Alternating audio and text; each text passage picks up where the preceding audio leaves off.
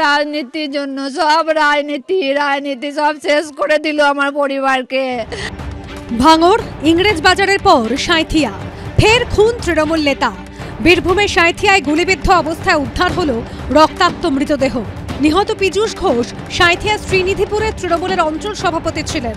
এই মুহূর্তে আমরা রয়েছি কোনাইপুর গ্রামের কাছে এবং আমরা দেখতে পাচ্ছি ঠিক এই জায়গাতেই গতকাল গভীর রাতে এই শ্রীনিধিপুর অঞ্চলের যিনি তৃণমূল অঞ্চল সভাপতি পীযূষ ঘোষ তাকে খুন করা হয়েছিল। নিহত তৃণমূল নেতার স্ত্রীর দাবি, শনিবার রাত 12:30 নাগাদ কারো ফোন পেয়ে বাড়ি থেকে বেরিয়ে যান পীযূষ ঘোষ। রাত 1:30 নাগাদ শেষবার ফোনে কথা হয় স্ত্রীর সঙ্গে। এরপর ভিডিও কল করলেও সাড়া মেলেনি। রাত 2টো নাগাদ বাড়ি থেকে 1 কিলোমিটার দূরে তৃণমূল নেতার মৃতদেহ উদ্ধার হয়। পুলিশের অনুমান, পয়েন্ট ব্ল্যাঙ্ক রেঞ্জ থেকে মাথার পিছনে গুলি করে খুন করা হয় তৃণমূল নেতা পীযূষ ঘোষকে। তৃণমূলের অঞ্চল সভাপতির মাথা ফুঁড়ে কপাল দিয়ে বেরিয়ে যায় বুলেট। কিন্তু কেন খুন করা হলো তৃণমূল নেতাকে? ইঙ্গিতপূর্ণ দাবি করেছেন নিহতের স্ত্রী। রাজনীতি মানেই ঝামেলা, ওর প্রতি সবারই, এই পাড়াটো গ্রামটো সব মানে ওর প্রতি শত্রু। কারা পীযূষ ঘোষকে পদ থেকে সরাতে চাইতো? তাহলে কি খুনের পেছনে তৃণমূলেরই কেউ জড়িত?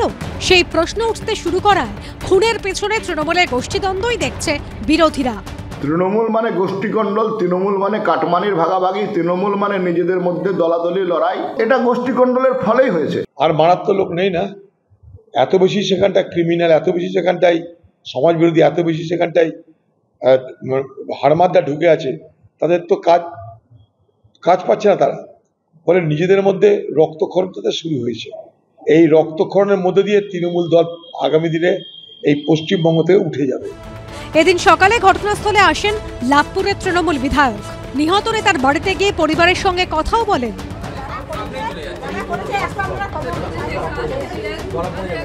দুষ্কৃতকারীদের কাজ অ্যান্টি সোশ্যাল ক্রিমিনাল, গভীর রাতে হয়েছে, ফলে কাউকে তো কেউ দেখতে পায়নি, চক্রান্ত করে খুনটা হয়েছে। এই চক্রান্তটা কারা করলো এটা তদন্তের বিষয়, এবং চক্রান্ত না করলে সে হঠাৎ করে রাত্রিবেলাতে বাড়ি থেকে বেরিয়ে গেল কেন?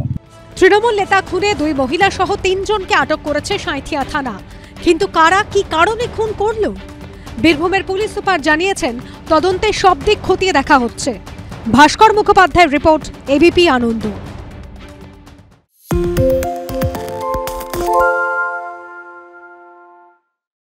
সত্য অন্তহীন, সত্যের খোঁজও তাই, সত্য সন্ধানে তাই আমরা অক্লান্ত, অকুতভয়। এবিপি আনন্দ নতুন ভাবনার প্রতীক, যা মনে মুক্ত, তথ্যে যুক্ত এবং যাবতীয় সীমানার বাঁধন থেকে মুক্ত।